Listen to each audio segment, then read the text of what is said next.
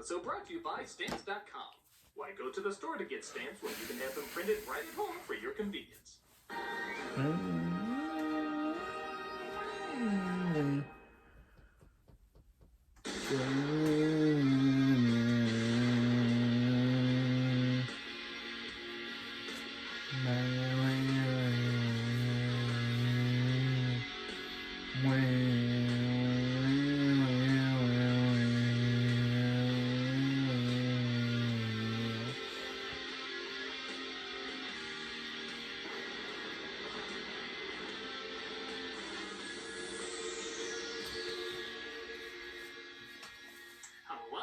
Nostalgia guy, remember? So you don't have to. I want to talk about the M&M characters. Why? I'm glad you asked, audience represented by late 80s Michael Keaton movie, because audience represented by the late don't get me wrong, 80s the Michael M&M Keaton characters movie. need no help getting noticed. M&M's candies have been around since the 40s, but if you mention the brand name today, it's almost impossible not to think of the funny, distinct, and memorable characters that have been associated with them for over 20 years. Also, make no mistake, people do talk about them at certain times. After their new Super Bowl commercial that runs every year, their theatrical promos played in several movie theaters, their Christmas ad that stayed the same for over 20 holiday seasons, you could even turn yourself into an M&M on their site for a while. These characters are as amazingly popular now as they were when they were first created. But that's what people don't talk about. How were they created? Who came up with the idea? And how have they been lasting for so long? In doing research, I found there's actually not that many sites discussing where these icons came from. I couldn't even find any videos on it. Plenty on the candy brand itself, but not the characters, at least that I could find. Well, you know what? There deserves to be. I know these characters exist just to sell a product, but we've had whole movies based on that premise. And we got angry when they weren't nominated for Oscars. Just because they're used to sell something doesn't mean they can't leave a funny, charming, memorable impact. We know the personalities of these timeless characters like we know Bugs Bunny or Mickey Mouse. Characters you had almost 10 minutes at a time to get acquainted with, but with these guys you had only 30 seconds. 30 seconds to make a connection, and we still feel like we know these characters inside out. That's something that deserves to be explored. So we're going to look over how these characters came to be, who they are, and how they've entertained kids and adults for so many years. Let's start at the beginning. M&M's was created in the early 40s. And like any brand, they utilized advertising. Though they went through several different strategies and spokespeople, they never had an official mascot that lasted for a long amount of time. E.T. would have been perfect. You both had 2 letters in your names. Damn fool! The closest thing they had to a long run was putting faces and limbs on the candies themselves. Something a lot of products have done over the years. That's shocking. I've never seen E.T. They did seem to focus on 2. A red plain one and a yellow peanut one. Something about those 2 colors and those 2 shapes side by side seemed to be the most eye-pleasing. In the mid-90s, though, sales weren't performing as they wanted. M&M's was not only becoming just another candy, but it was becoming one that was easily imitated. Something had to be done to make them stand out. With a relatively small budget, they asked advertising firm BBDO to breathe new life into them. The creative director at the time, Susan Credle, knew they didn't have the ad spend of other big clients like Coke or Pepsi, so they had to think simpler. She and her team came up with the idea of giving the M&Ms personalities, even making them a little more adult so they wouldn't just be associated with kid stuff. Lucky enough, they had the talent of Blue Sky Studios to animate them. Blue Sky Studios. And the campaign began with different primetime celebrities interacting with the red and yellow M&M. The tone was more laid back, sophisticated, showed they didn't have to always be bouncing around to be entertaining. You want one? Surely you jest. One bite and all my composure is lost. We help you find it. Well, I'm giddy. You didn't notice? notice what? What is she talking about? It was a totally different approach, and people seemed to like it. While the commercials were a nice change of pace, everything changed when this commercial premiered. Oh, they got the traditional design. The actor's catching on. Rich milk chocolate on the inside? Yes. Oh, then I'm really glad you came by. Why is that? Because I'm all out. Which one of you is peanut? He is. I hear he's delicious. So long, buddy. Now you might be thinking, what's the big deal? That just seems like the other ads we saw. But there's a couple things to keep in mind. One, the M&Ms had 100% defined personalities. Red was snarky, egotistical, and kind of a backstabber. Yellow was was laid back, optimistic, and usually clueless. This not only added more energy to the campaign, but also identities both kids and adults could find funny. Second, this is the first time they got celebrities to voice them. That's John Lovitz as Red and John Goodman as Yellow. John Goodman, aka Dan Connor from Roseanne. Like Disney did with their movies, adults could now enjoy listening to comedic talent they recognize, thus attach more interest in. Third, this is the definitive design that Red and Yellow would have from this day on. If you look at the originals in black and white, you almost wouldn't be able to tell them apart, but with these, you definitely could. If a kid was to look at a coloring book, he could easily tell which one to make red and which one to make yellow. And a lot of that's because they had the creative genius of the late Will Vinton. Yes, Academy Award-winning Will Vinton.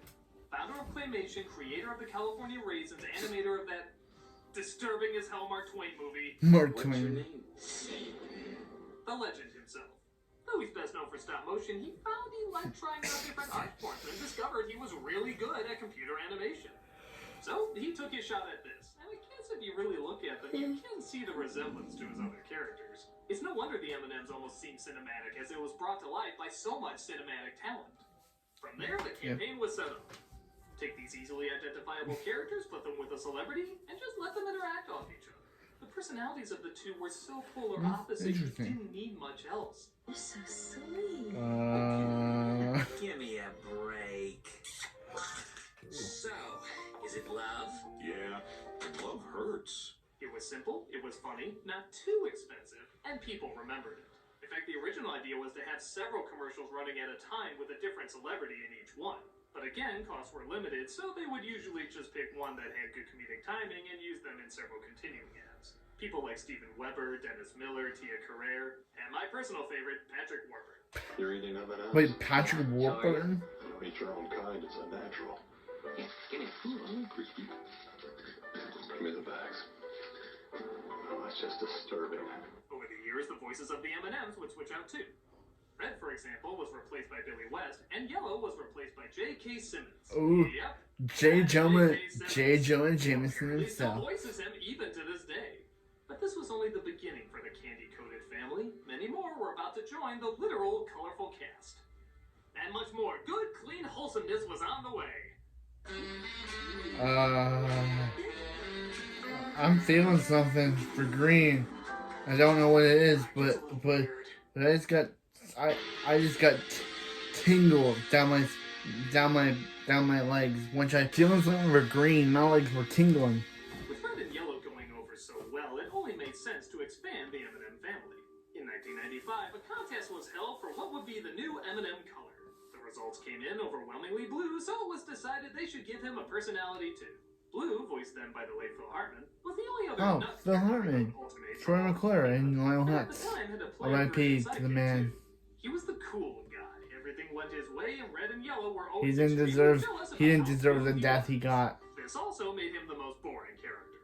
Did you get to dive into that big pool of milk chocolate? No. You don't dive in anymore.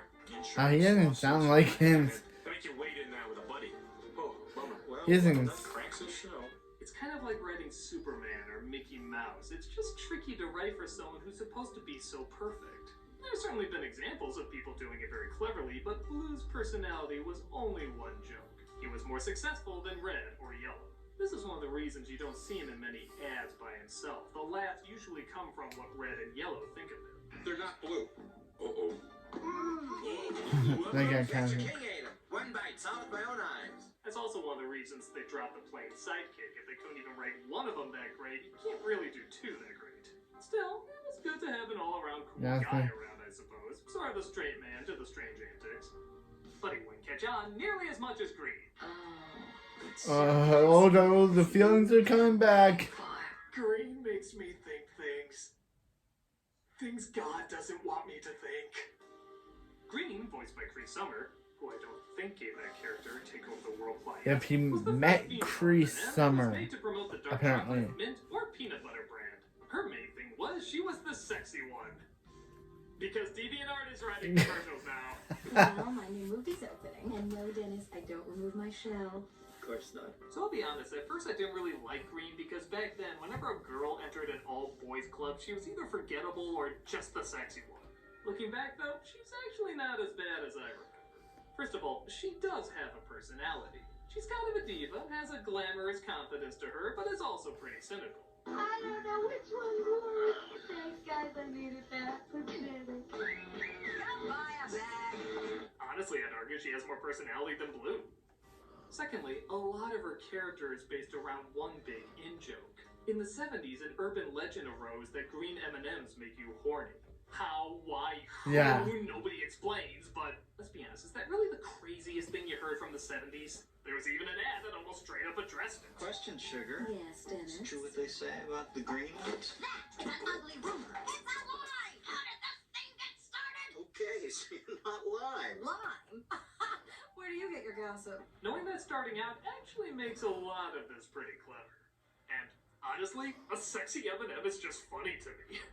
It's literally a circle, and they play it off as like the most erotic thing in the world. It actually gets some really good laughs, especially when you see how seriously some of the actors play it. That's what boys do. But he's my boy. At his age, I'd be concerned if he wasn't interested.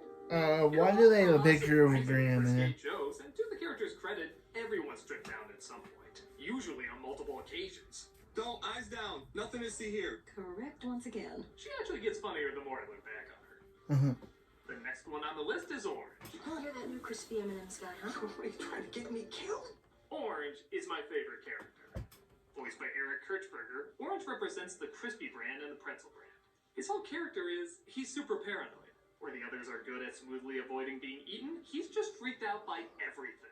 He's freaked out about dying, he's freaked out about women, he's freaked out that a pretzel is apparently going to be shoved up his ass. Alright, let's get this over with. He just cracks me up. I want a pencil. He's a total spaz. Every time I see him, I feel sorry for him, which just makes me laugh even more. I'm feeling sorry for an M&M. Could you just for 1 second put yourself in my place? That's funny. There's your cousin. Oh, that's your first date, Cheryl. It's kind of like those pigs Sure. advertising barbecue. What if they became really aware of what they were doing and they just spiraled into a depressive episode? There's just something so bizarrely morbid about it that I can't help but crack up. He's definitely a keeper to have around. I don't know why everyone wants to eat the crispy M&Ms. I mean, I know I'm... What? Next came Brown, or Miss Brown, because I work for her? Yeah, none of the others had titles before their names, unless you count White M&M. What By a minute. Vanessa Williams and representing plain and dark chocolate, I almost feel like she's a response to any hate Green might have gotten in the past, because she's the complete opposite. While Green is fun-loving, Brown is all business. While Green is a wisecracker, Brown tells no jokes at all. And while Green loves being sexy, Brown is constantly pissed that everyone confuses her for being naked. Only a fool would think I'd actually show up naked. So it's that kind of party. Hit it! I'm sexy and I know it. She's so serious, she should do a detailed commercial about her getting insurance from the Geico Gecko. That happened! Geico only insures humans. Guess what day it is? Save it, hot boy. Despite being a stick in the mud, she does get some good laughs, particularly at the expense of the other M&Ms. Steer clear of Kristen. She'll devour you. Really? Yeah, thanks for introducing us. Anything for a friend. She's a nice fit to the cast. There's been other side characters over the years, too. There was a chocolate bar, which things would always go bad for because he would melt in the sun. Get it? Melts in your mouth, not in your hand. He was also voiced by Phil Hart. There's a pretzel that's sometimes Orange's wingman, voiced by Maurice LaMarche. And there's a cube of caramel, voiced by David Cross, who's always geeky. They're gonna fix him, though, by putting him in an M&M to stop him being so square. I know how lame that is, but they got David Cross, the only likable man in the Yes. Yes. They got David Cross, who's the only likable character in the Chipmunks movie. Much when advertising in other countries. Because the animation is already done, all they have to do is change the people out and the language. Come buy a bag. Because I'm all out. Which one of you is peanut? He is. I hear he's delicious. Because, my little friend, I've just run out. Which one of you's peanuts? He is. I hear he's delicious. Their popularity is so big, they've worked with pretty much everyone. Danny DeVito, Halle Berry, the X-Men, Shrek, Yes. Darth Vader. Ooh, Darth Vader. He's betraying his Skittle boombox. Susan Credill even admitted she knew it would be a hit, but to have an M&M store based on the characters open in Las Vegas and still remain open for over 20 years was far beyond her expectations. And indeed, the lasting power of these characters probably went beyond anyone's expectations. At the very least, you hope your campaign will sell more of a product, but to create iconic characters that are still beloved and watched repeatedly on TV and YouTube is something very rare. Yeah. Commercials have gotten millions of views before online, but there's so many compilations and so many people, both young and old, who love seeking them out. It's not just one commercial I they seeked like checking them out out, yesterday it's a after ton. watching. Not just I because seeked them they're out the fun, other but day because after the watching characters this. in them are so likable. It's Yeah. always expected they're gonna have a Super Bowl ad every year. It's always expected the same Christmas commercial will play every year. And honestly, they could go even further. In the theatrical promo satirizing movie trailers, they say, This is why we don't make movies. "Why don't you? I would totally see that." If Ernest, Willy Wonka, Uncle Drew, and Lego could get their own successful movies, why not them?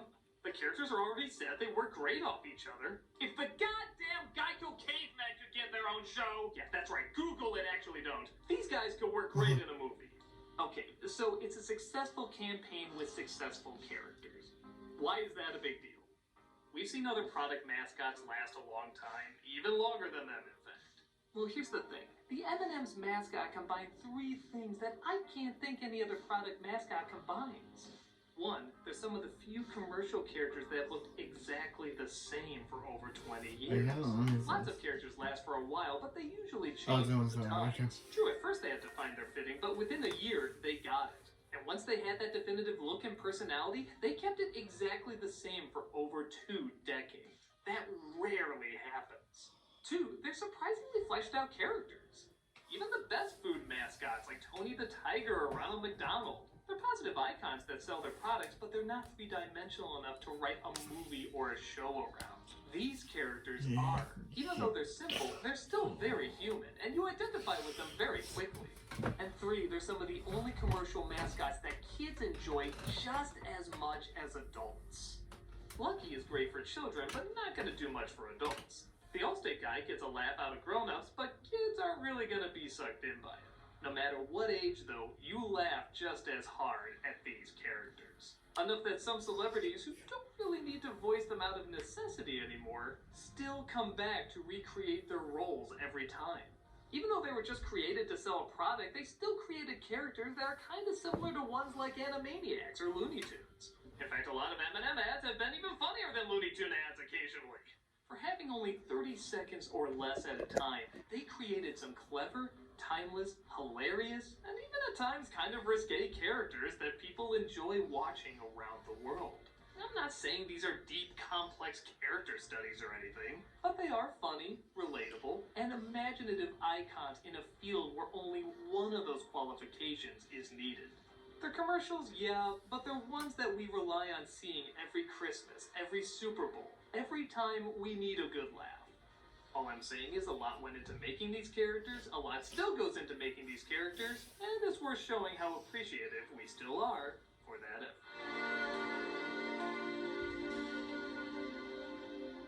I'm a nostalgia critic guy, remember? So you don't have to.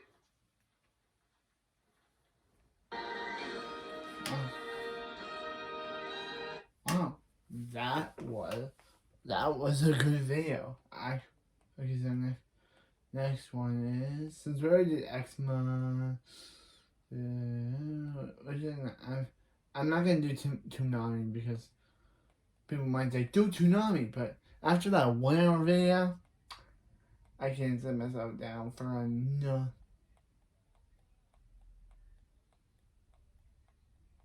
I'm just looking for the video it had. Okay, yeah, next is War of the Commercial and then Play of the Commercial. But that's it with this video, and I'll see you next time for more Nostalgia Critic video.